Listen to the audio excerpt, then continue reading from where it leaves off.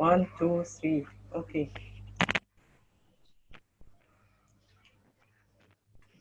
Hello. Hello, everybody. Good afternoon in Egypt. Good morning in USA, and good evening in Thailand and Malaysia. I'm Dr. Amal Amin, Associate Professor at National Research Center Egypt, founder and chair of Women in Science Without Borders WISWAP. It's my pleasure to have you all here in our second multidisciplinary international webinar of the series of Saturday Science webinars with the theme of challenges facing humanity at the age of COVID-19 and beyond.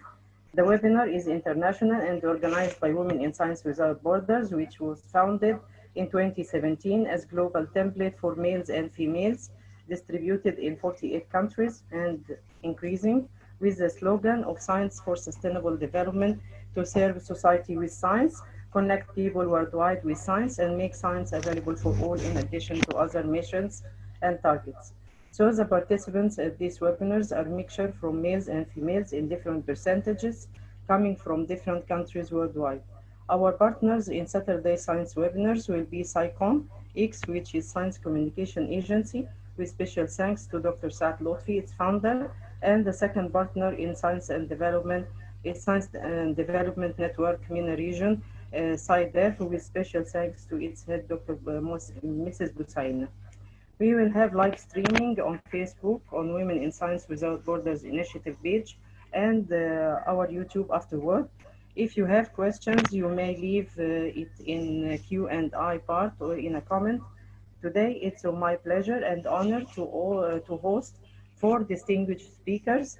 The first one, Professor Dr. Suk Ching Xiong from Malaysia. The second, Dr. Andrew Nerlinger from USA.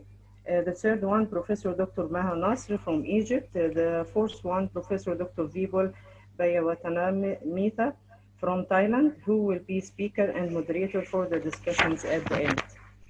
First, I will give each speaker the chance to give short talk for 15 minutes after short personal introduction from myself, and then we will start answering questions and discussions, which will be moderated by Professor Vibol at the end. At first, it's my pleasure to introduce first speaker, Professor Dr. Suk Ching Xiong.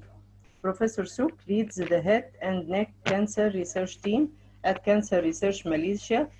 Her work has received several international and national awards.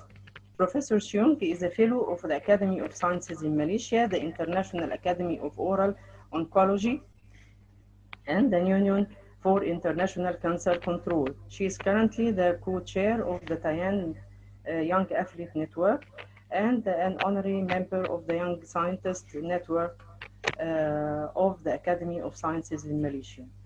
Her lecture title is Tele-Consultation for Oral Cancer Care During COVID-19 Pandemic.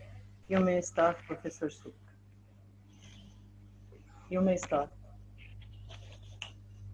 Thanks, Professor Amal. I think I need to share the screen, but you need to give me the host to be able to share the screen.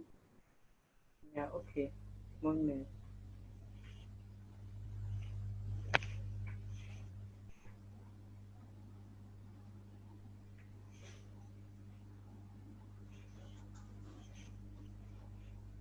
Okay.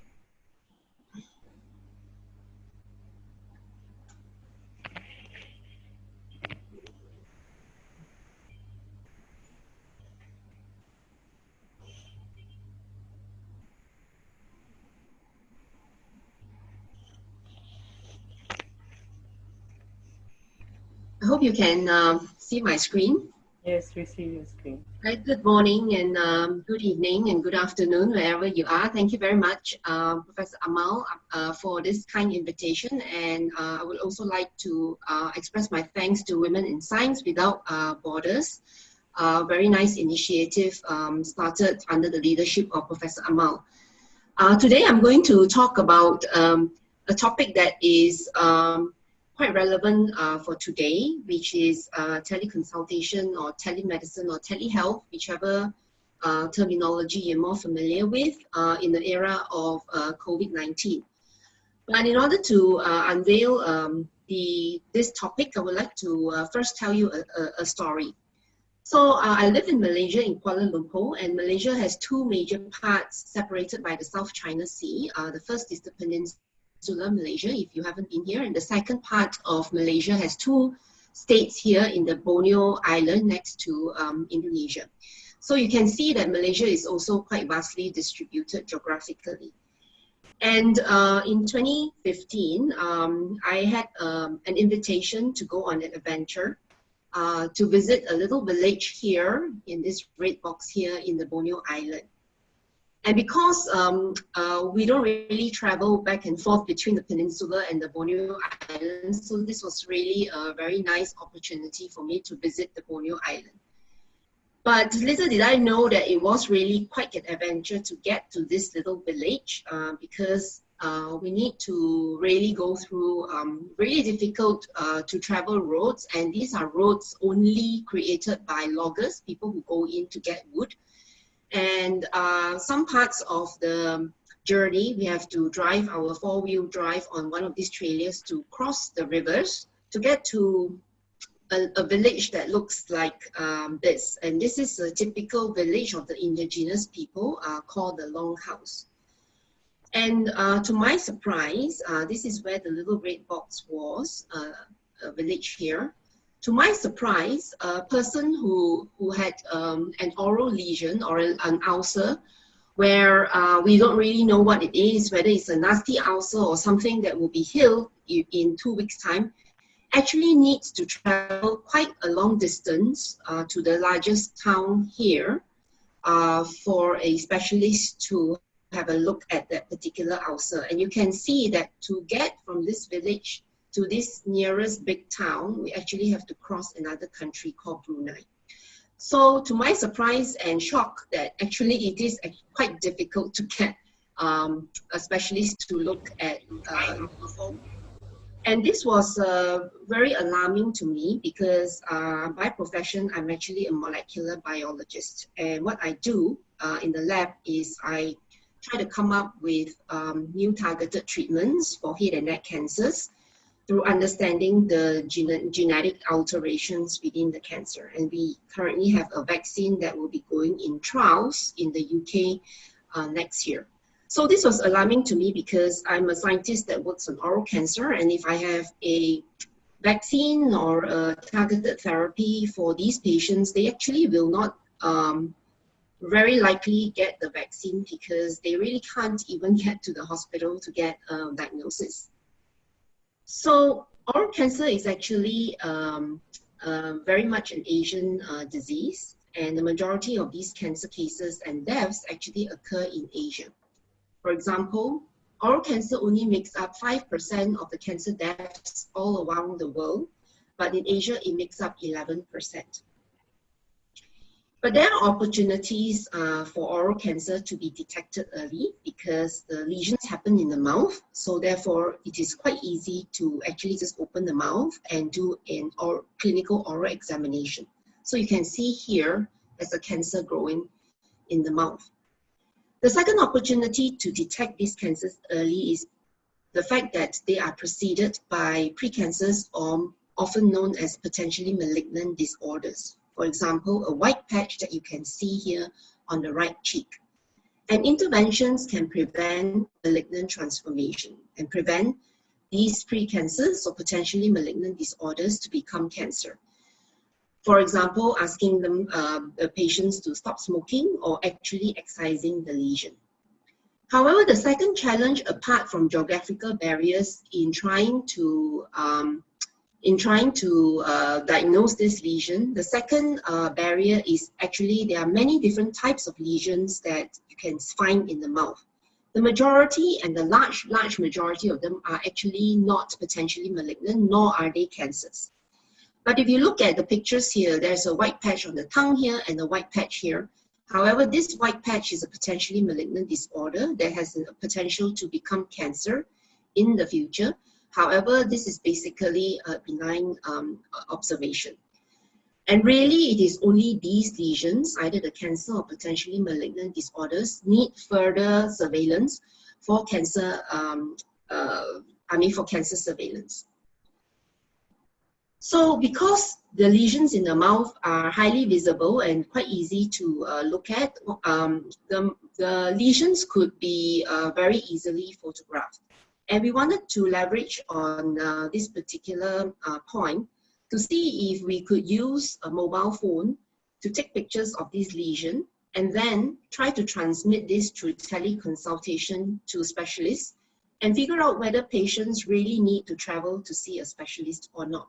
We hope that this would actually triage patients that really need care to go through their arduous journey to get medical care, whereas those that actually would have ulcers and other lesions that are benign and very indolent will not require to travel to see a specialist. So we did a study and using smartphones because currently about 40% of the world is using the smartphone, and a large percentage of the world's population actually is connected to the internet. So we demonstrated in this study that a mobile phone of 8 and above megapixel can actually take pictures of good enough resolution that can be transmitted to a specialist to make a referral decision accurately. So with that information, we decided to make this easier, systematic, and more secure in transmitting the information. So we developed a mobile phone app called Mimosa. I'm going to pause for a while because it looks like there are quite a lot of people that need to be let in, and I'm not sure whether I'm the one who's supposed to let them in. Wait a minute, I'm going to admit all. Okay, never mind. So we created a mobile phone app called Mimosa, which stands for Mobile Mouth Screening Anywhere. And the idea is to power access to early detection through imaging and communications with a specialist to detect oral cancers early for everyone, everywhere.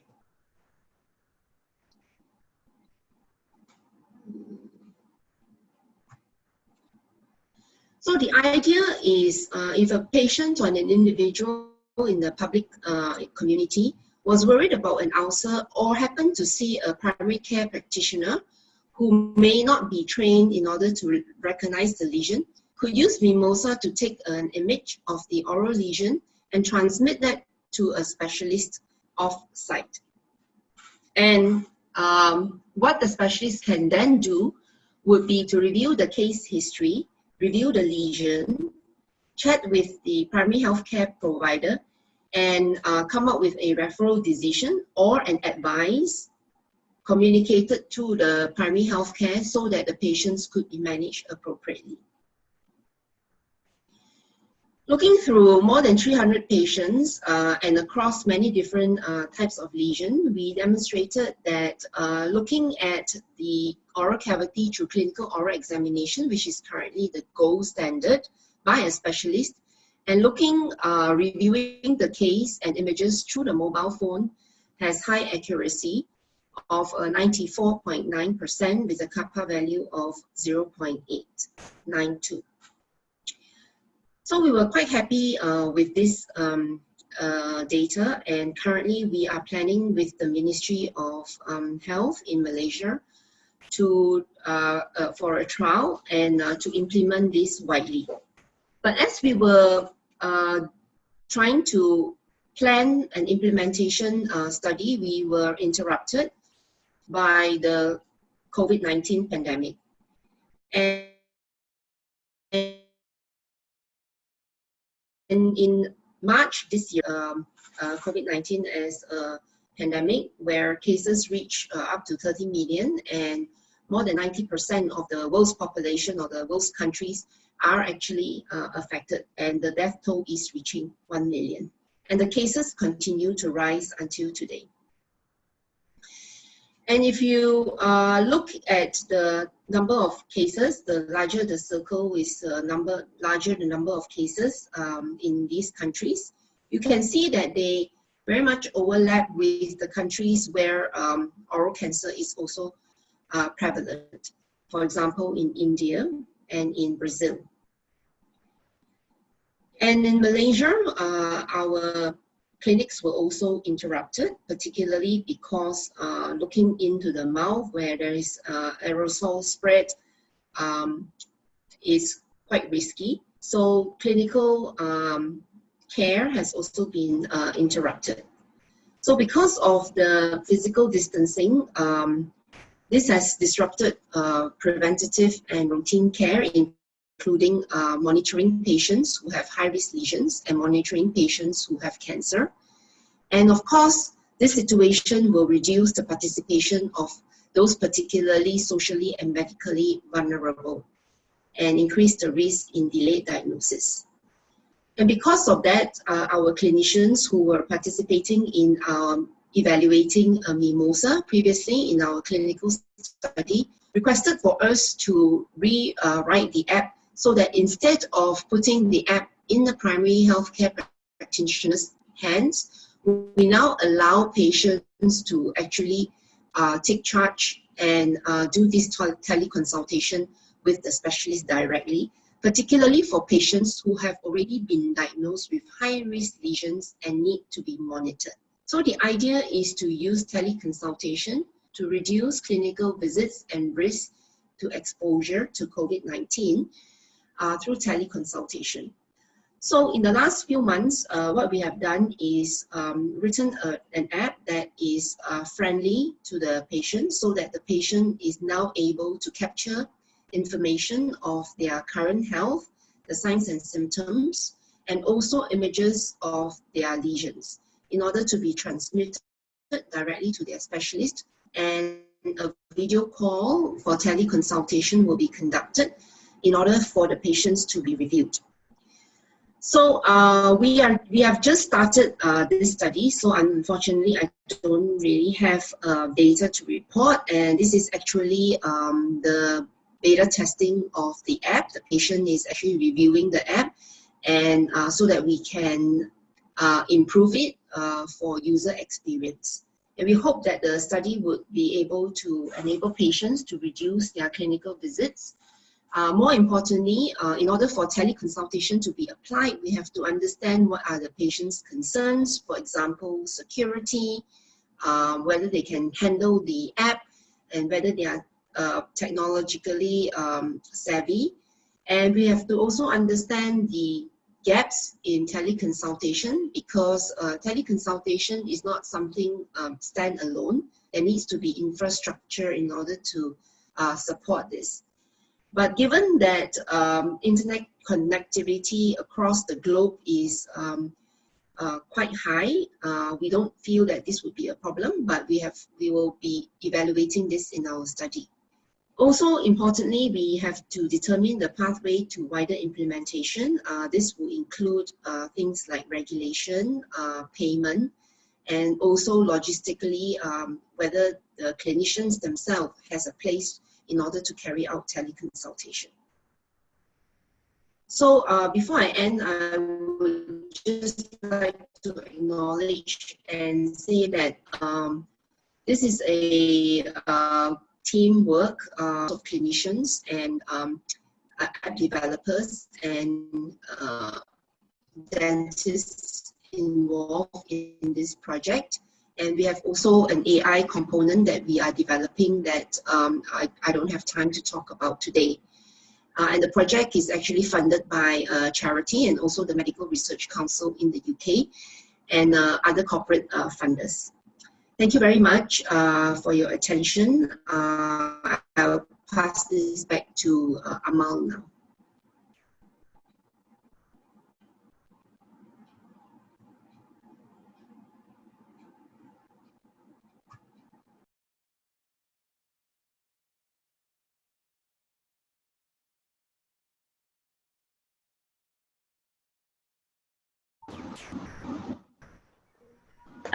Hello, Dr. Suk. Can you please transfer the host to me again?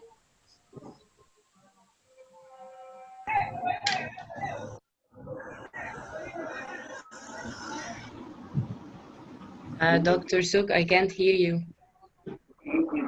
Yeah, I'm trying to do that. You can open the participants and choose and search for my name, Salma Baha, and there's options. beside my name, make me a host. Okay. It's done. Thank you. No, this is Salma Ashmawi. Someone called Salma Ashmawi. It's a host now. I'm Salma Baha, B-A-H-A-A. Oh. So that's Salma Ashmawi. Can you please make me the host now? Sorry, I'm sorry.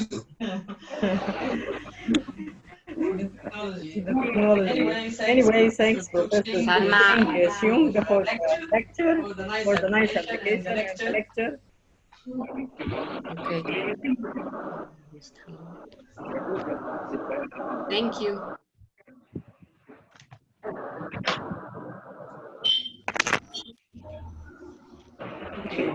Thanks, Professor Xiong for the lecture and for the application, and it's very nice to have application for your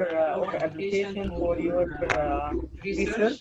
And it's always what I say, that the research must transfer to the application, not only in the labs. Okay, the second speaker now, it's my pleasure to introduce Dr. Andrew Nerlinger from USA. Dr. Andrew is a physician, healthcare innovator, and venture capital investor based in Austin, Texas, USA. He is a co-founder of Pandemic Tech, a virtual technology incubator that supports innovators on the front lines of fighting pandemics. He is also a venture partner at Bellwood Ventures, a family office that invests in early stage technology companies. His lecture will be on Beyond Vaccines and Therapeutic Digital Innovation in the Fight Against COVID-19. You may start, Professor Dr. Andrew, but for 15 minutes. Okay. And similarly, if you could share the host with me, that would be great. You can actually share the screen without making you host. There's this option down there. It's share screen. You can share it. You know, it's telling me that the host is disabled attendee screen sharing. So I think it might need to actually be transferred. Hello? Okay. Okay. Now you can share it. Very good. Now I can share it. Thank you. Yeah, you can share it now. Very good. Good. How's that? Can everyone see that? Yes. Okay, very good. Thank you. No, thank you. Thank you, Dr. Amin, for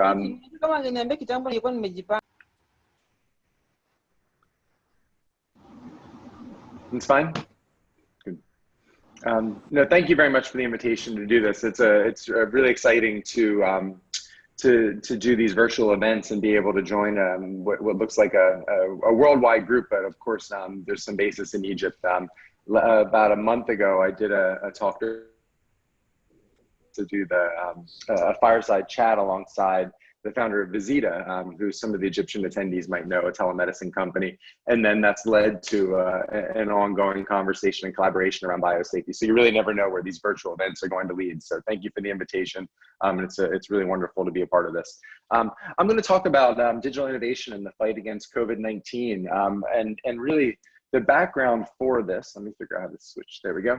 A little bit more about me. I think. Thank you, Dr. Amin, for the introduction. This is our team for everything. We're a husband and wife team, and as I told the group earlier, we're teaming on a 10-month-old baby at home too. So it's been a very exciting time. So my background, though, is maybe a little bit different than a lot of physicians and clinically focused and research-focused people in the field. I started off as an ER doctor, but about 10 years ago, transitioned into venture capital. I transitioned into early-stage technology investing, primarily in digital health and telemedicine. My mentor in doing this was Dr. Bernard Harris, who was a former NASA astronaut, who also made the career switch from physician to astronaut and then to investor.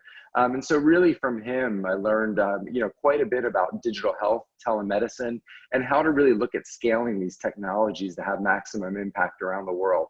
And so I'm currently in Austin right now in two roles. The primary one is running Pandemic Tech right now, which was not a primary role before February of this year. So I'll tell you a little bit more about that. And then Lisa McDonald is also the co-founder of pretty much all of these things that I'm going to be discussing today. So because this is Women in Science Without Borders, she was I wanted to bring up the fact that this is a two-person team, and I would have to admit that she's probably the more important of the two. First, I'm going to start off with a story, though, and this story is actually from this morning. As I was getting ready to come in, I added these slides at the last minute.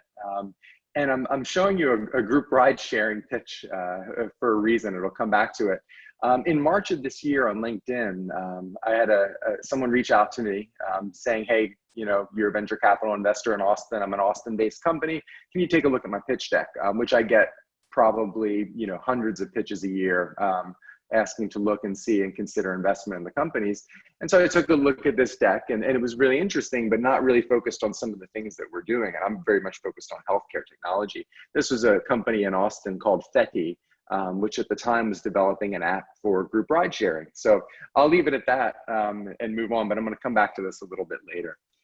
So let me tell you for a moment about what pandemic tech is to set a little bit of the tone and explain you know, who I am and what we're working on. In 2016, Lisa and I, you know, really got very interested in the global health security arena after a lot of work we had done internationally in digital health and philanthropy with Dr. Harris. One of the things that we noticed is we were part of the technology community, you know, every day. You know, we're seeing innovative ideas, we're seeing them scale in Austin, we're seeing them gain venture capital investment, be implemented. But when we looked at the global health security community, it seemed like there was an enormous disconnect between health security, preparing for pandemics, responding to infectious disease outbreaks, and technology innovation. And so we created Pandemic Tech in 2016 as a vehicle to actually bridge the gap between those two. And what Pandemic Tech has become, it's modeled as a virtual incubator where we work with different companies and innovators and provide them the support they need to actually implement their solutions, grow and scale into financially sustainable ways to address global health security threats. And so, so this is something that we created in 2016, but of course, in the last 6 to 8 months, it's really taken off pretty significantly. I'll highlight a couple of our projects just to provide some context. We've been very involved in a collaboration with the World Health Organization, specifically their Africa Regional Office, which decided to launch a innovation challenge in 2018. They expected to receive about 200 applications for the Innovation Challenge. They received 2,600 applications, and it was really evidence of a significant kind of untapped desire to kind of obtain help from the international community to grow and scale innovations. And so we've been working very, very closely with the WHO. We had the opportunity to share Pandemic Tech with Dr. Tedros last year, and then our close partner is Dr. Chibi, who leads innovation for WHO Afro. So this is one of our other projects because we're talking with a largely Egyptian-focused group. This is, some of you may recognize Qasr Al-Aini Hospital. And this is a biosafety and biosecurity training seminar series that we put together. You'll see some of the Cairo University faculty doffing and donning their PPE. And then on the right, you'll see Dr. Luis Ochoa, who is the internationally recognized biosafety and biosecurity trainer from Mexico, previously with the Ministry of Health and currently running all the laboratories doing COVID testing for their largest public health system. And so we've been working on a really close partnership with Cairo University. And now we're actually about to kick off a new series of virtual biosafety and biosecurity training seminars, which is a really exciting development. So that's a little bit about what we've done. Our big project this year has been our Innovation Fellowship. We committed $100,000 to funding global health security and innovations. And so this has been a fantastic program. We have 6 fellows selected so far, and we've been really excited about the results of this. So a couple questions that I'd like to address during the course of, very briefly, I'm gonna touch on a couple themes, and I won't go through these here, but really kind of one of the things I wanna touch on is what is an innovation ecosystem? How are they created? I'm going to go through these fairly quickly because I just want to throw out a couple concepts, and in the conversation, if anyone has any questions about them, please let me know. But really, an innovation ecosystem is a community that's focused on turning innovations into usable technologies, successful companies, scalable solutions. We have a great one here in Austin. It's been ranked by the World Economic Forum as the #1 best city in the world for tech. And that's because of our ecosystem. If you're an innovator here in Austin, you have access to an enormous range of resources, from incubators, accelerators, venture capital investors, the University of Texas. And so it's a rich ecosystem that's able to support people. Within kind of a 2 square mile block of downtown Austin, you have just an enormous concentration of people focused on tech development, innovation, venture capital funding. And so it's an exciting place to be. But really one of the questions we've been answering is how do you kind of either export this or kind of encourage the development of local ecosystems worldwide? This is not a concept that's new for us. We didn't create this. This is Dr. Shibi from WHO talking about ecosystems at a Grand Challenges Africa talk in June, and the importance of developing local ecosystems to actually support innovation.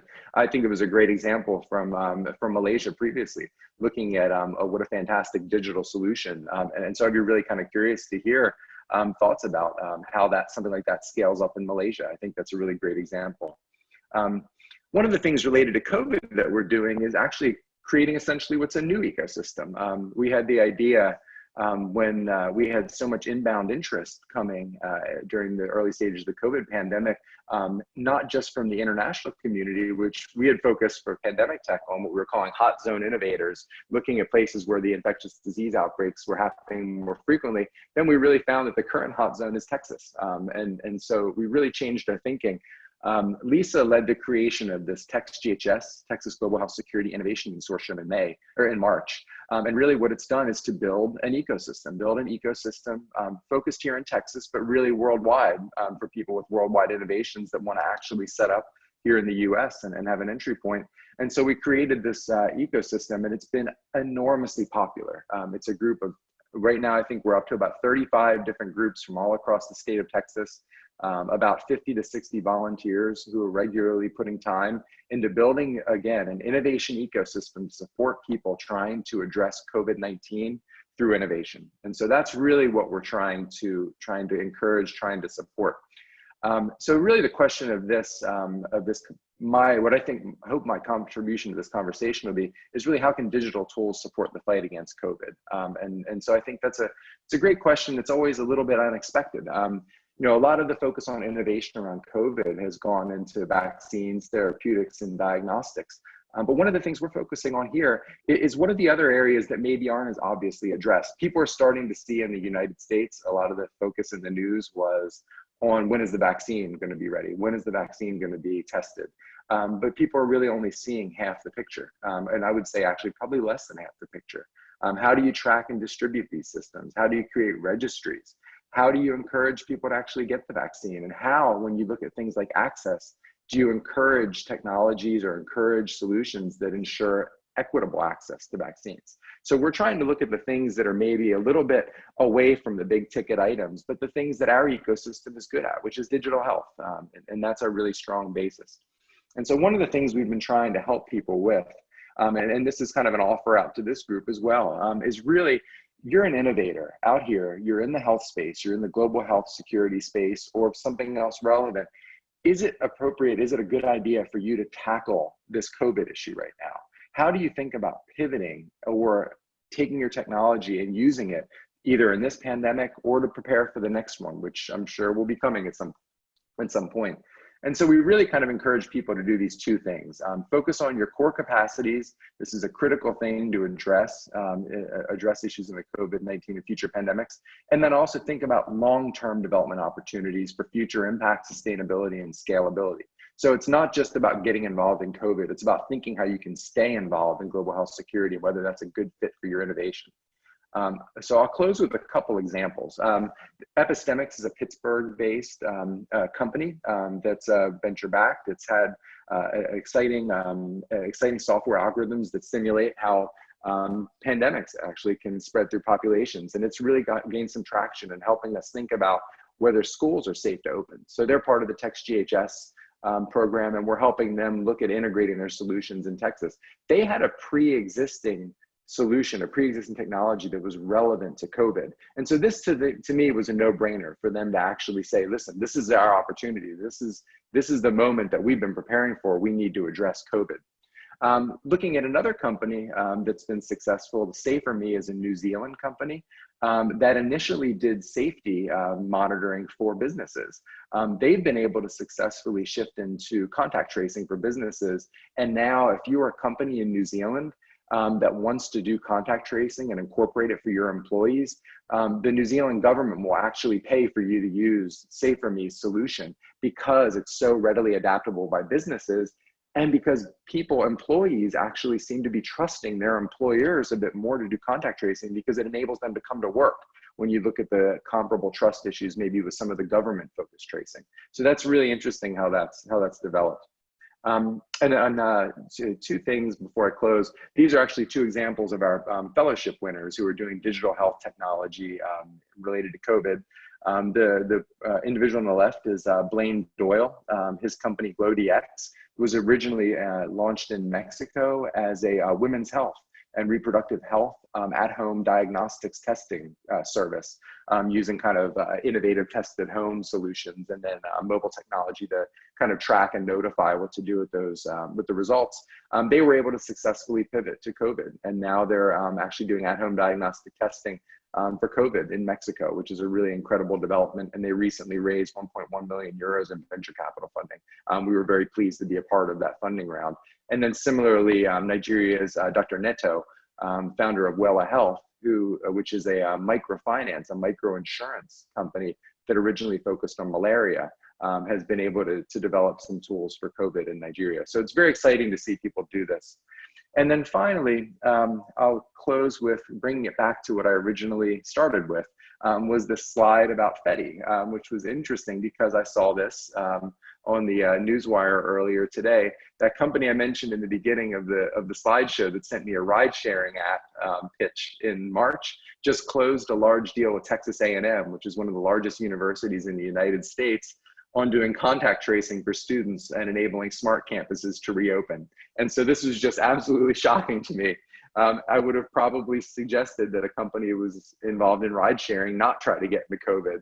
And now they have this really incredible contract, and it seems like they've done that successfully. So the moral of the story is don't always listen to the people who are the experts. And really, when there's a will, there's a way, especially with COVID and the impact that the pandemic has had.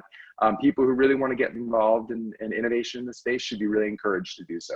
And so I'll close there. Would love to have anyone who can join us for our TextGHS virtual launch event, and I'm happy to put the link in the chat as well. That's coming up on October 6th. So, and my contact information is here. So thank you very much for having me, and I'm very much looking forward to answering questions. I'll take a look at the chat and try to respond to some.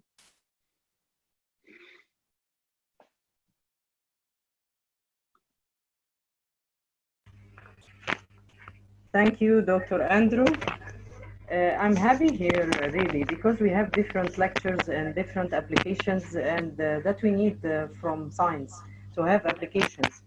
As example, mixing between science and applications, which may open ways for cooperation between people for the sake of humanity, really. It fits with the topic of our series of webinars, that we need more cooperation with people and with policymakers, with the public, and so on. So that, thank you. The third speaker, and I hope the audience will ask you several questions, and Dr. Sook as well, about applications and how to transfer ideas from the lab to the application as well. The third lecture will be with Professor Maha Nasr from Egypt. Dr. Maha is an associate professor at Faculty of Pharmacy in Shamsi University, Egypt. She was awarded the African Kwame Nkrumah Regional Award in Life Sciences 2019, the State Encouragement Prize in Advanced Technological Sciences, Serving the Medical Sciences in 2017, and other high-level national and international awards, several awards. Dr. Maha is a member of several Young Academies of Sciences as Global, Egyptian, and Arab German Young Academies, and she's a Young Athlete of Third World Academy of Sciences, TWAS, and African Academy of Sciences, AAS. Her lecture title is Opportunity of Nanotechnology in Medicine. You may start, Professor Maha. Okay, thank you so much, Dr. Amal, for your kind invitation. invitation. I've always been fascinated by your Women in Science Without Borders initiative, and I'm happy to participate in one of these initiatives. So today I'm going to talk about the opportunities of nanotechnology in medicine, and then I'm going to highlight how the nanotechnology can be beneficial in the era of COVID-19. So I'll start my presentation. Okay, so the title of my talk is Opportunities of Nanotechnology in Medicine, because mainly my research is focused on the use of nanoparticles in the treatment of different diseases. So I'm going to give you an overview of the applications of nanotechnology from our research, and then to show you how it's a multidisciplinary field and it can literally be applied to everything. And then I'm going to focus on how it can be beneficial for COVID-19. So why nanotechnology for medicine and why nanomedicine? It's literally because we can lower the side effects of drugs if we load them in nanoparticles. They can reduce the treatment costs because instead of consuming large doses of drugs, then you can consume little doses of drugs when they are loaded in lines, because you can see high cure rate in cases of patients taking medicine in the form of nanoparticles. And from the pharmaceutical aspect, the nanoparticles, they increase the bioavailability of drugs, and because they improve the pharmaceutical and therapeutic effects, and they favorably alter their pharmacokinetic properties. So I want to stress that we have several types of nanoparticles. We have the organic nanoparticles and inorganic nanoparticles, because several issues have been raised about the safety and toxicity of nanoparticles. So I want to highlight that not all types of nanoparticles are safe, not all types are toxic. We have several types of nanoparticles, and we are mainly aiming to use the biodegradable, the naturals, which are from biodegradable polymers, so that we don't deal with the issues of toxicity. So some of the examples that we have already done and published is the use of nanotechnology in medicine, and we can divide the studies into preclinical and clinical. Dr. Maha, I'm sorry, but preclinical studies, for example, one of the researches that we have published is that we managed to repurpose some natural compounds. Dr. Maha, I'm sorry, but your internet is breaking. Yes. Just can you stay in a place where there's a better internet connection?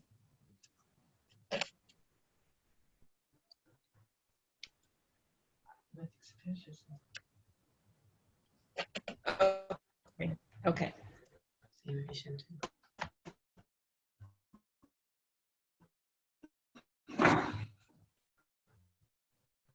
Okay. So, is it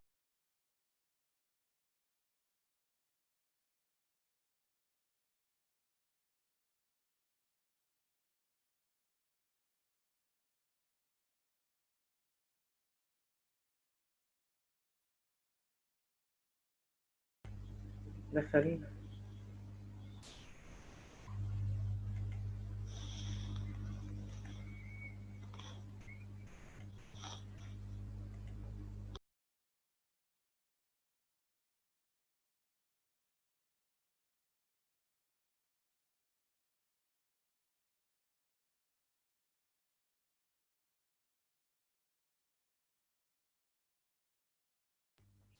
Sorry, but I think it's technical problem. Dr. Maha will join us now. Dr. Maha.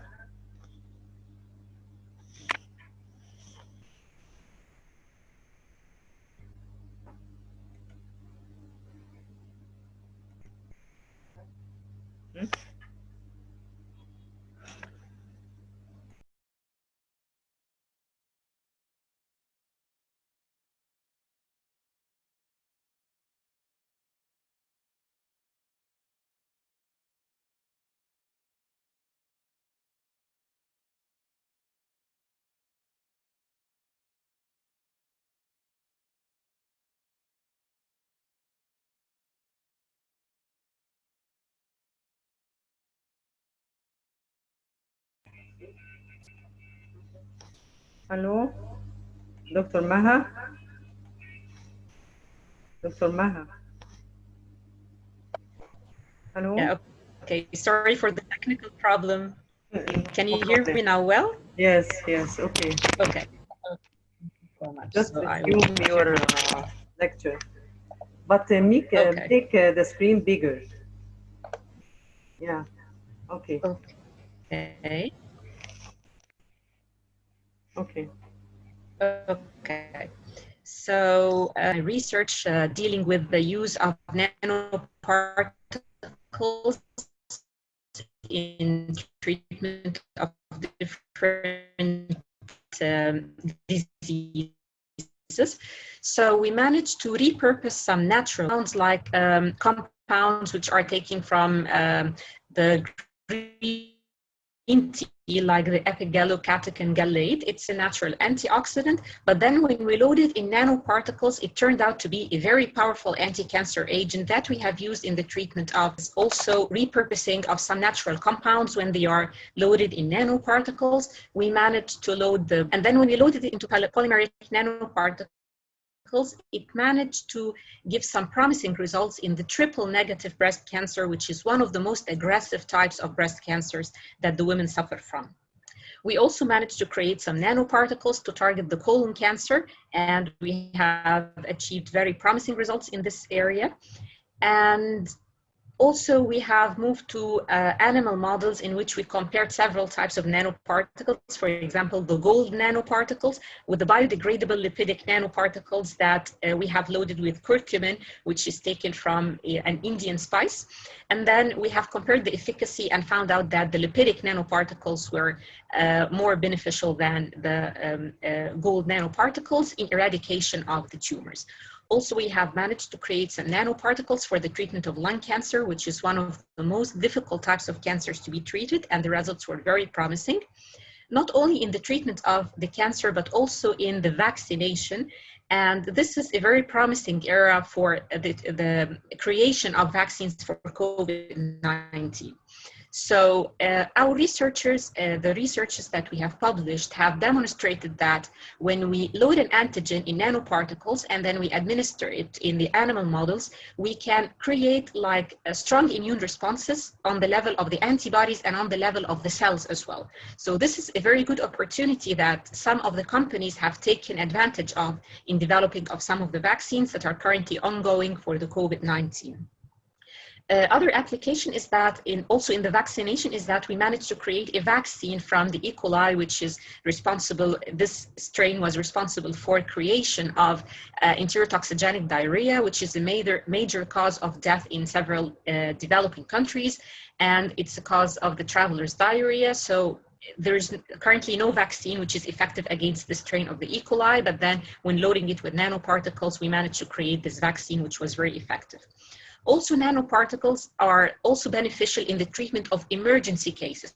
For example, in cases of patients with stroke or patients with ischemia, we manage to produce nanoparticles which can be administered intranasally, and they can give very rapid response in the patients. So it's also beneficial in the treatment of emergency cases. Other types of nanoparticles that we have also used is that we can target certain organs. For example, the brain is very difficult organ to be targeted. Nanoparticles to enter the brain and to achieve these beneficial effects. Moving on to the clinical studies, our research has shown promise in several clinical studies, mainly in the dermatological diseases, for example, in cases of alopecia, in cases of the psoriasis, which can be invasive all over the body, in cases of cancer, patients with basal cell carcinoma treated with nanoparticles which are loaded with a dye used for photodynamic therapy. We managed to have 80% clearance rate for the basal cell carcinoma in the patients when using nanoparticles. Other also fungal infections, we have managed to achieve better therapeutic outcome when the antifungal agent was loaded in nanoparticles, and also in the treatment of vitiligo. So these are some of examples which show that really nanoparticles can be very beneficial and they can be literally applied to the treatment of several diseases. So how can it be useful for the COVID-19? So I'm going to give you some of the examples and some of the promising nature of nanotechnology in the era of COVID-19.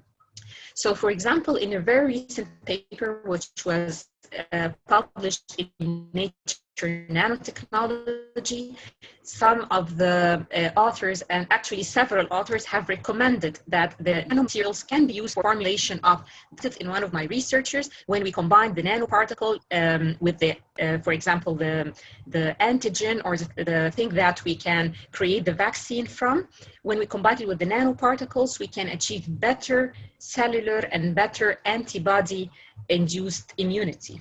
So, for example, if we have a look on this slide, which is abstracted from a paper that was published in the famous journal ACS Nano, we can find like two pathways in which we can use nanomedicine in the COVID-19. The first pathway is the pathway of the vaccine development. So we can load the antigen inside a nanoparticle, and actually two companies have managed to enter the clinical trials now in the COVID-19 with nanoparticle-based vaccine. So we can load the antigen in nanoparticle, or we can have an adjuvant which is in the form of a nanoparticle. And by the term adjuvant, it's something that is added to the vaccine to increase its efficacy. So this adjuvant can be in the form of nanoparticles. The second pathway in which we can use nanoparticles is to load the antiviral drugs or the medicines that can be used for the treatment of COVID-19 inside nanoparticles.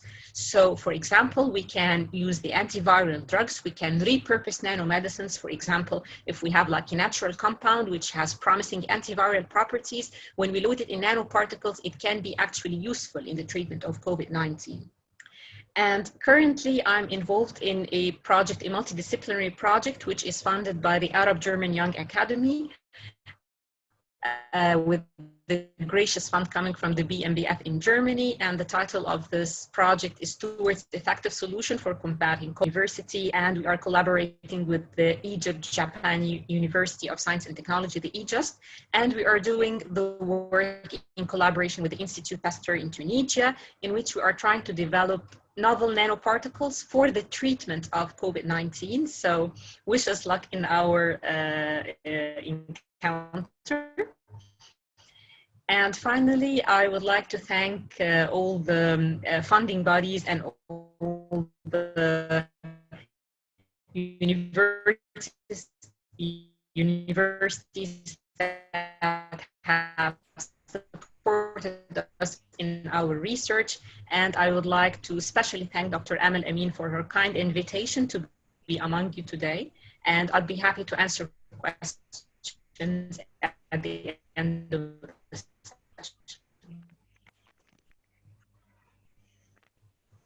Thanks, Dr. Maha, for the nice lecture and good work, and lots of sponsors at your last page. Okay.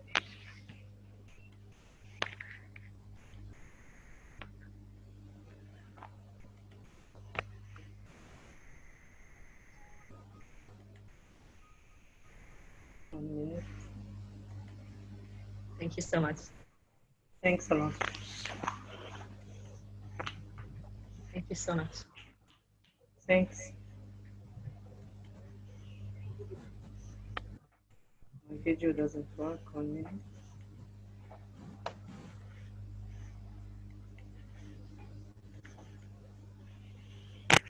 Okay, it seems that my video doesn't work. Okay, it works. Sorry, technological problems. But I enjoyed really with your lecture, and I hope I will ask you several questions as rest. Okay, we will come now to the fourth speaker, Professor Dr. Vibal Bayawatanamita. He will be our moderator for the next session as well after his lecture and discussions. Dr. Vibal is the director for the Advanced Imaging Research Center at the Faculty of Engineering at King Mongkut's Institute of Technology in Thailand.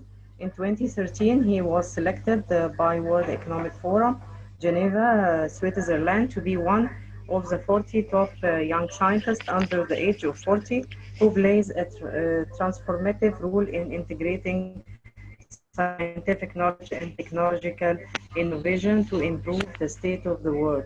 In 2014, he was selected to receive the prestigious Fraunhofer Wessel Research Award from the Alexander von Humboldt Foundation for his pioneering work, where he was the first Thai scientist to receive his prestigious award. He has been appointed as an adjunct professor at the Institute of Quantitative Health Sciences Engineering IQ at Michigan State University in US since 2018. His lecture will be on multispectral MEMS-based dual access microendoscope. You may start, Professor Gable, for 15 minutes. Okay? Thank you, Amal, for a very kind introduction. Hi, everyone, again.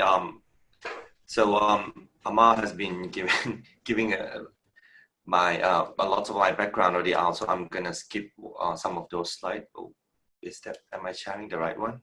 Can you see my slide? Nope, wrong one. Sorry. Hold on. Just 1 second. That's the one. Yep, sorry. Okay, all right. So everyone can see my slide now, right?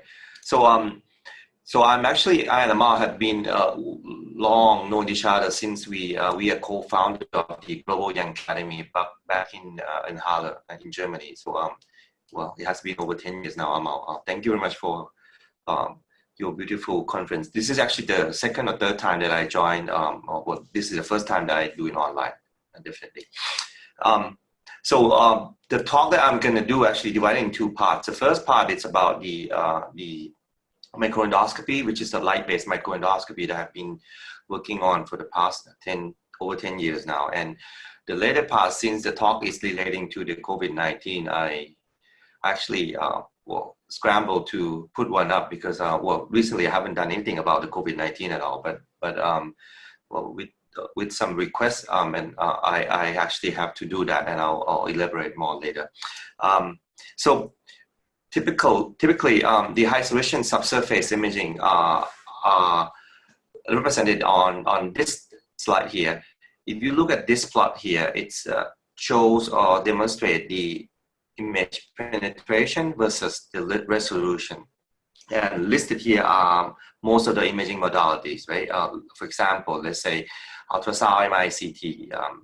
It has pretty poor resolution, meaning like around 100 microns or over, but the image penetration is pretty high, meaning that you can have almost full body imaging, especially for MRI, CT. But the domain that I'm focusing on are actually in this region here, which is really small. Actually, we call it a pretty high resolution, but we have really small image penetration. But that's the area where the epithelial cancers are originating from. So the gold standard in his histological examination is in disease diagnosis under the microscope.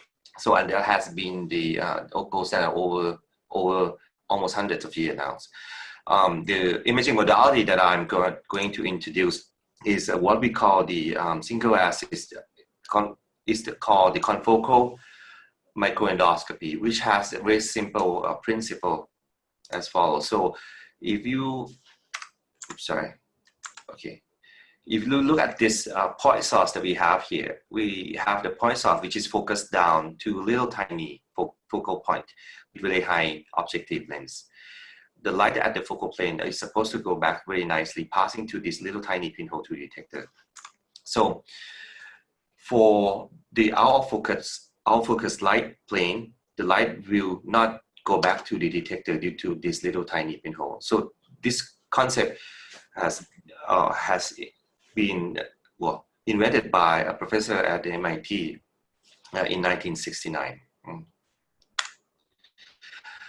With that, we actually it allows us to actually investigate the histology or tissues with high serial resolution. So in this case here, I'm showing the subserial resolution of the cross-sectional imaging. Let's say this is the dysplasia.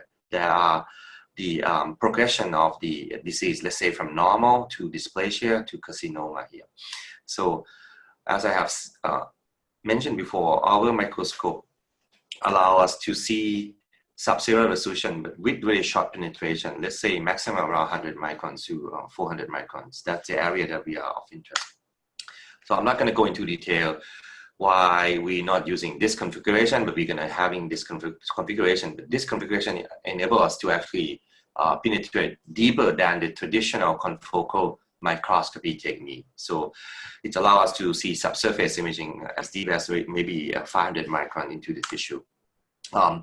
And since we have to do it in in a hollow organ, we need some kind of miniaturization that enable us to actually image deep into the tissue or even inside the organ. So that's why we employ the microfabricated devices, let's say, to help defining or actually making the scanning element, which is the key component that allow the laser beam to raster scan the entire area here.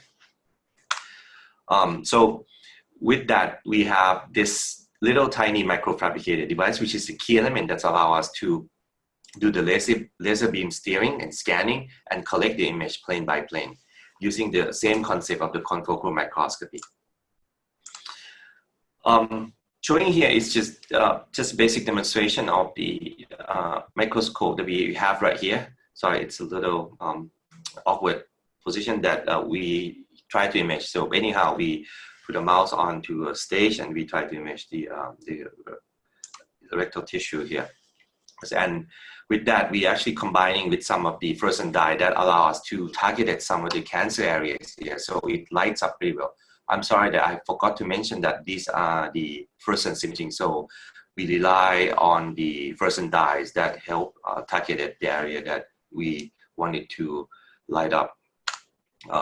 Again, these are also the image of the targeted imaging area of the dysplasia. So the peptide that we actually have developed only binding or conjugate to the area which is only showing this abnormal or dysplasia here, and it corresponds well with the histology here. And some of the video that I like to show here is that we can image the cells actually, which is actually at the mouse paw here. So we can do the image sectioning to the skin, 40 micron, 80 micron, 240 micron, and that is the hair follicles over there. And we also graph some of the tumors onto one of the mouse flank, and then we image the vasculature of the mouse as well. Again, these are a little fancy-pantsy, but anyhow, just basic idea is that we combine with the fluorescence dye that we actually conjugate with peptide, and it's actually home to the area which is abnormal, adenoma, or dysplasia here. So when we do the combination of the fluorescent dye together, so we have really nice multispectral imaging of those areas, and we can also see the junction between the normal, we can say normal crypt here, and the area which is actually having the adenoma. So with very high resolution.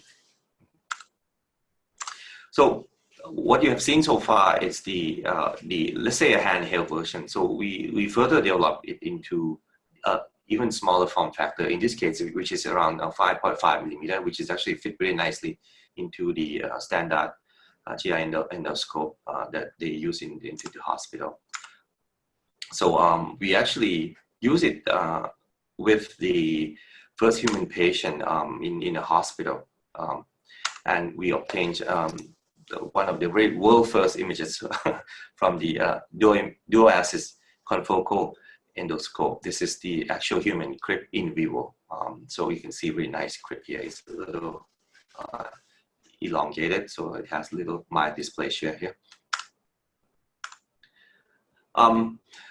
so we are not stopping at that micro resolution only. So we come back and we investigate, and actually most of the surgical doctor or the doctor that they want to do diagnosis want to also see the macro images of those areas before they go down to super high resolution as well. So we do a combo. Essentially, we are filling the gaps that most of the modality has never been able to achieve. So this area here, so we do both the high resolution and low resolution with larger field view. And with that, so we even we put the another some kind of standard endoscope, which is actually from the company, and in this case, it's Boston Scientific, that attached to the on top of the endoscope that we developed. This is even smaller, 3.5 millimeter version that we developed, which is also the confocal microscopy. And with that, we can have, well, from what you can see here, we have a larger field of view from the Boston Scientific microscope, microendoscope, but also the high resolution imaging from the endoscope as well. And these are some of the images that we obtained. Hopefully, we want to actually do use it as the imaging guided surgery. So as you see, you can see the high resolution, and you keep resecting the tumor out. Of course, in combination with the peptide that we actually tailor-made to specific type of the cancer that we are targeted. Okay, here is the images that we using from wide field fluorescence as well. So, so maybe a few months when Amal actually sent me an invitation to give a talk on this COVID-19, and I actually very surprised that a few days later after Amal's invitation, the Ministry of Health sent an email to me and called me, asking me to invent the remote vital sign monitoring system, which actually I see it as the pretty ubiquitous equipment that we should have it in the hospital already. But because of the astounding prices that these units are on sale in Thailand, mostly are technology from Japan, Germany, the US, and it's so expensive that most of the hospital in Thailand could not afford. So that's why my team actually started developing that, but with the hope that because of during the pandemic, Thai government want to prepare such that we can actually separate the COVID-19 patient into one compartment. And of course, this vital sign will keep monitoring these patients by having a terminal units, this big screen that actually streamline all the data to one central terminal anywhere in the control room. So I and my team embark on that journey. It has been a suffering process for 3 months that we try to develop this the whole system that allows the standard Thai hospital can afford, the system, which is not actually having to be made in European nation or US or Germany or whatever. And it's monitoring a standard 5 or 6 parameters, including you can do tele video chat as well. So, and these are just basic demonstration that we have here. So we have 6 main terminal with a little tiny box that we have here. And we can actually monitoring this area to any cloud-based monitoring anywhere around the world. So, all right, that's the end of my talk, and I'd like to thank you, my sponsors and the Thai government for help funding all my research here. Thank you very much. Thank you, Professor Vivo, for a nice lecture. And I will give the mic for you now to moderate discussions and answering the questions. But announcement for the speakers at the end of the discussions sessions, because of technical problems, our picture at first damaged. So that we will wait again at the end to have one picture more, okay? So that just start the Professor Vivo's discussions and questions. Thanks. All right, thank you, Amal. So I'm going to start reading the question now. I see a few questions already from some of the audience. So I'll go to the first one if I don't miss the very first one. So from Bodulin. Okay, so the question goes toward Sok-Ching. So are there environmental causes for oral cancers? For example, specific cancer peculiar to certain geographical locations? By the way, if you guys have any questions now, you can actually start typing in the chat as well, so I could read it out to the speakers. Thank you. Sok-Ching? Thanks for the question. There are actually known risk factors for oral cancer. So smoking is a very serious risk factor for both the Western and also the Asian population. Within the Asian population, there are actually additional risk factors. For example, smokeless tobacco that is chewed together with betel quid in many nations, such as India is very popular, Sri Lanka, and also in Taiwan. So betel quid is a risk factor that only occurs within the Asian region, and also in Malaysia, the indigenous groups that I talk about, also betel quid is very prevalent in those communities. Thank you.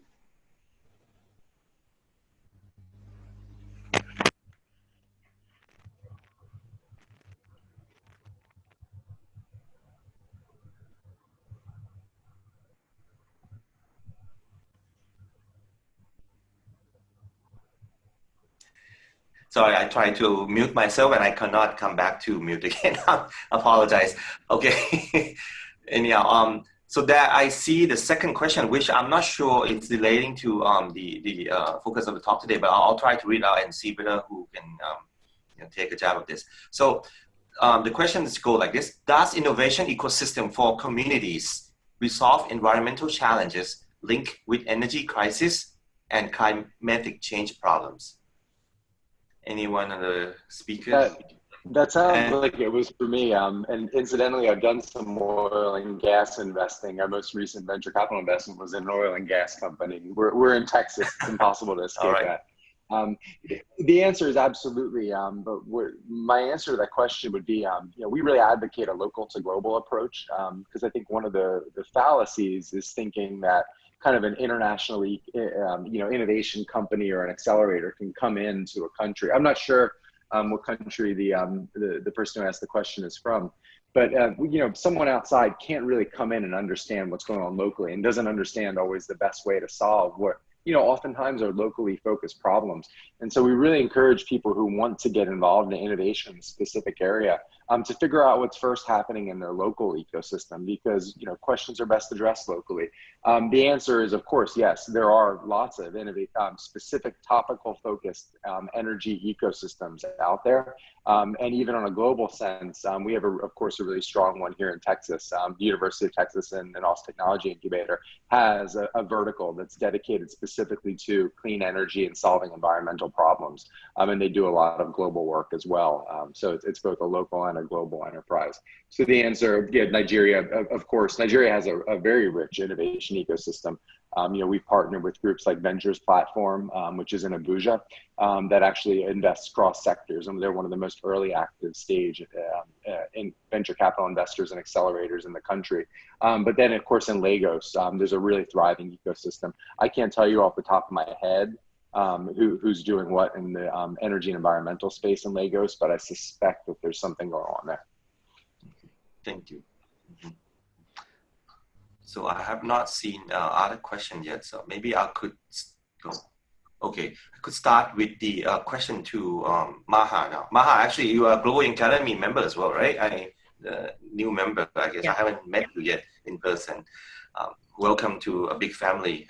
Anyhow, so actually, it's great that you are working on nanotechnology. But from what my perception, because I'm working on cancer as well, but how far away from these actual nanotech, let's say nanoparticles, that can be actually used clinically in human? It has been, 10 years ago, we have been we're talking on this, but now 10 years later, we still on the trial. I don't know how many thousands of trials before we can actually seeing this thing really in use in the human patient. Please. Maybe I'm a little. Yeah, we will. Thank you so much. Yeah, thank you so much. But actually, there are some marketed products now from nanoparticles which are used in the treatment of nanocancer, and they have been approved by the FDA, and they are now in the market. But I do agree with you that they are very, very few. So I believe that with the large number of papers that have been published, and by changing the mindset of the medical practitioners, we can be able to introduce this nanotechnology into application more often. Okay, great. Amal, do you have any question to ask? You're the host as well. Yes, I have one common question for all of you. Just a tip for all researchers and scientists, how to transfer the ideas from the lab to the market, and how to connect between the scientists and the policymakers and so on, and how to get funds as well. Because we have here several participants from maybe 60 countries or so, and many of them are young, so that they are still in the beginning of the way. So that each one of you has talent different than the others. Maybe Maha has several memberships in all young academies. Dr. Andrew, Dr. Andrew has a company. Sokshing has a mobile application. You have several activities from here and Thailand, US, and so on. So that you have to answer the questions in details, please, because we still have time and we need these tips. I will begin with you, Vibol. Oh, wow, already me. Okay, great question. Actually, how? Well, it depends. It depends a lot on where you stay. Ecosystem, I have to admit, in Thailand, they are not as great as in the US or in the Texas, for example. I visited Texas so many times. Actually, really nice environments. And actually, I myself come from the Silicon Valley as well. I have seen the best of the world. But coming back here, I think you have to work with what you have. And comparing Thailand to the state of Egypt, I think we are more in let's the same, let's say status here, right? And in a way, here, I have to say that if you have a persistent and actually doing great work, there are still lots of opportunities that actually people will lending your hand, give you fundings to do the work. But it's much, much harder compared to the US. Here, for example, apart from writing a proposal, I have to do my own accounting, which is I'm putting one of my leg into the jail already. I have to do my own purchasing of equipment, which is crazy. You are the company, even though I'm the university professor, you are doing everything on your own, pretty much, which is very, very tough, but have the same in Egypt, by the way. Yeah, see, yeah. So you learn how to survive here. If you don't do that, you can't. So I guess in a way, the flow of funding will never end if you have that, persistent and endeavor that you want to solve something which is critical to locally, and also eventually will help solve globally issue as well. And lots of big guys here and senior people see it. So I myself have a few companies that we try to launch startup in deep learnings, AI, and also doing this endoscope here with a friend of mine in Michigan. So with lots of persistence, I have to say, doing good science, stay in school, reading lots of books, okay? Don't do so much gaming. I think that will help. So be strong. Okay, be strong. That's what I'm trying to say. Yeah. The state in Thailand, I think, it looks like the state in Egypt, but in different ways. Because here the professors do everything from funding, supervision of students, and saving everything for the students and for himself, doing memberships, doing everything. Yes, okay. Maybe Maha? You will start. Yeah, Maha, okay. I do agree with you, Dr. Amal. Yeah, I do agree with you that the professor, especially here in Egypt, is responsible for doing all the tasks and getting the funding. But how you can get... But then I would also like to emphasize the importance of the national... Dr. Amal, can you repeat the question? Yeah.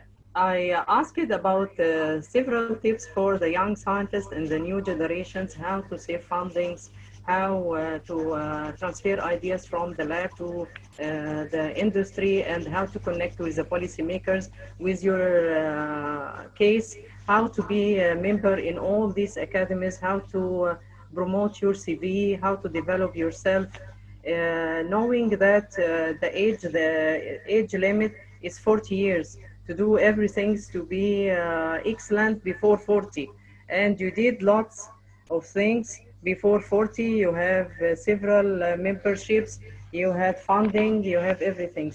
With respect to Egypt and developing countries, what's your tip? Before 40. And you did Okay, so before actually 40. I have like, You have several memberships. thank you You so have much. funding, This is a very important question. And I do believe that this can be done like with several approaches. So, for example, I need to emphasize the importance of the local funding bodies. For example, we have in Egypt the STDF, the Science and Technology Development Fund, in which there is a fund which is directed towards the young scholars. For example, some of the applications, the PI has to be the young scholar, not the professor. So these types of calls are very important because they can help the young scholars to get experiences. And then I would really advise all the young scholars to follow up on the initiatives which are published online. For example, I first started with the ASLP, the Africa Science Leadership Program. And then when I attended this capacity building program, it showed me that I really have to invest in myself more and I can be a leader in science. And then after that, I became motivated to join several other programs. So one program led to another, and so it's like climbing up the stairs. If you get to the first step and then the second and then the third, they always come along. So I believe that we should, every young scholar, they should focus on the local initiatives first in their countries. And then from these initiatives, they can like go up the stairs towards international organizations. And as I always say in the several webinars, I would also be happy to interact personally with the audience. I would be happy to leave my email so that if anyone wants some advice or some recommendations or something, I would be happy to interact with the audience and provide this assistance. So that you advise that from inside to outside. So Exactly. that you have to begin from inside to outside. That's the same what I followed when I was younger, very young. That I founded several organizations in Egypt, so that I started from inside to outside. It's a good tip in addition to the tip of Vibo. What about Dr. Andrew? And you're the industry man here. What's your tip? Well, I think that it's very promising. Even I see some of the questions about the expense of nanotechnology commercialization, and but I think there's good news in Egypt specifically. This is oddly enough an area I know a little bit about. One of the advisors for Pandemic Tech is Dr. Rahab Amin from Cairo University, and Niles, and the previously the NGRC, the Nanotechnology Center. And she used to work for Dr. Mona Bakr, who I think was one of the pioneers in nanotech commercialization in Egypt.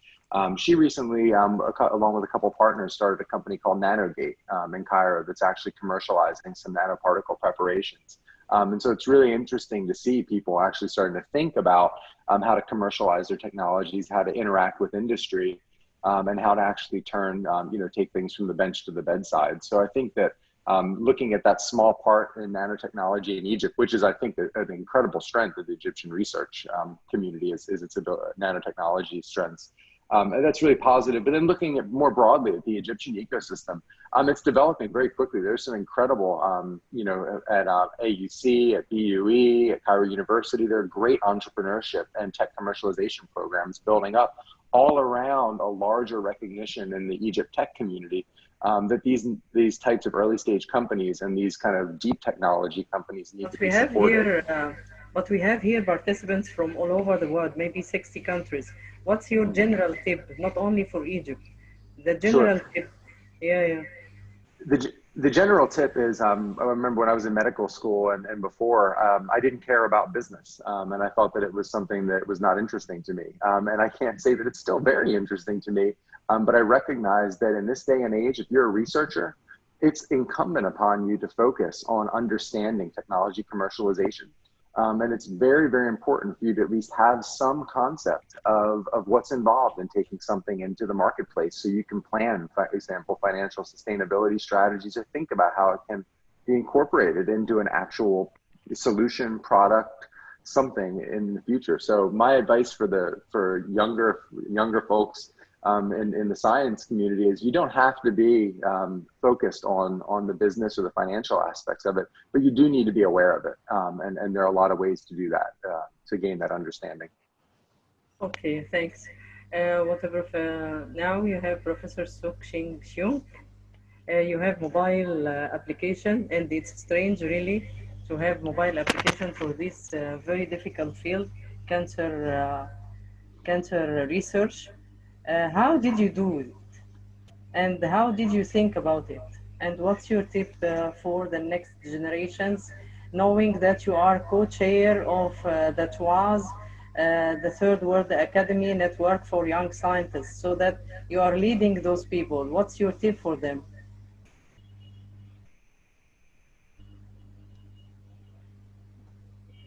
Do you hear me? Yeah, open the sound. Okay. Yeah, now I hear you.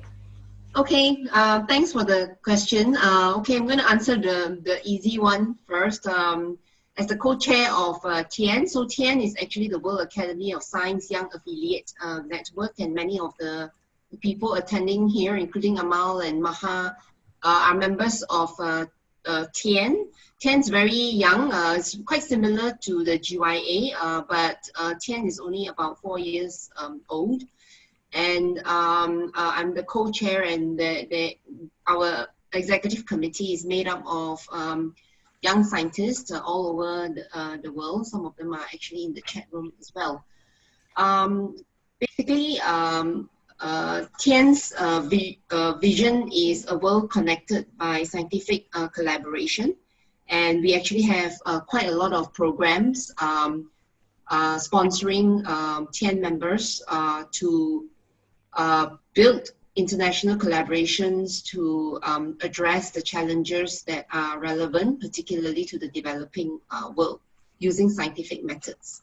So we have a database of our members. Please visit the TWAS website so that you can connect with our members and actually form working groups in order to address issues like electrophotochemistry. We have a group. We actually also have a group on cancer, and a group on digital, not digital health, but more big data from Africa, and many other groups that are being built at the moment.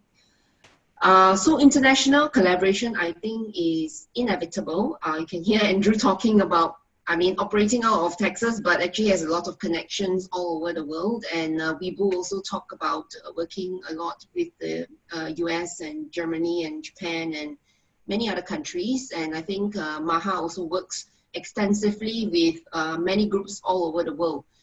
And I do agree with the previous speakers that in some countries, especially in the developing countries, you really have to have still willpower and really laser focus on what you want to achieve, and connecting with people such as through this forum, you will have a sense that you're not alone. So no matter how unsupported you feel, there are a whole lot of other people out there who feels the same. And I feel one of the perks of my job is that I'm not sure whether any of you experience this. Sometimes in the middle of the night, you just wake up and say, oh my God, I have this whole list of stuff to do, right? And for me, it helps when I'm awake at that point to know that actually somewhere out there, Amal may be awake as well, working on a different time zone, or one of my friends, Patricia, may be in Brazil and working as well. And it's okay, to work at those hours, because someone out there, one of my friends are working out there, and the world is really, really connected, and you're not alone.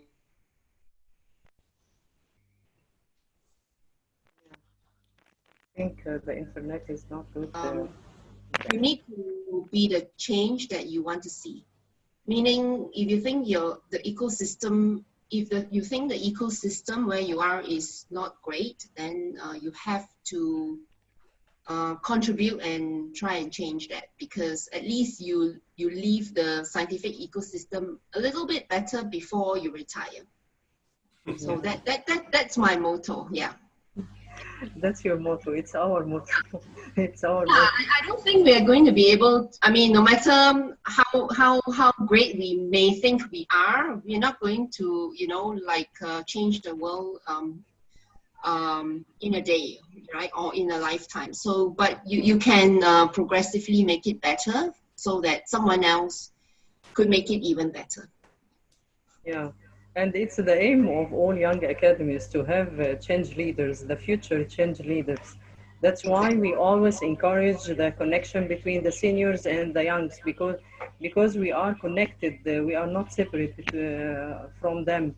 They are our supervisors before and so on. So that we encourage the young scientists to be affiliated to initiatives, to academies, and so on, to be connected with the others.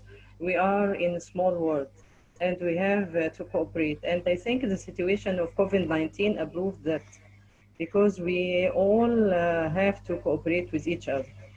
Now it's time, so that I would like, but for speakers, please stay, but we will say goodbye for the attendees.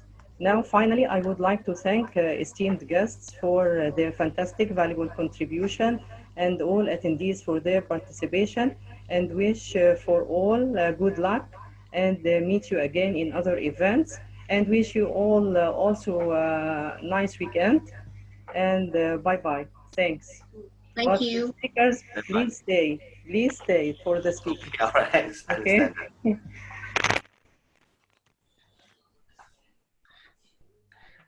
Oh, we can try other chat room. I think it's easier. Just join me. We will take another photo. It's a technical. We're gonna send them off, right? Every one of them. Okay. Yeah.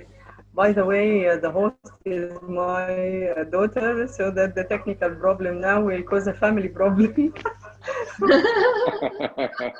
Hey, Salma, yeah, you there?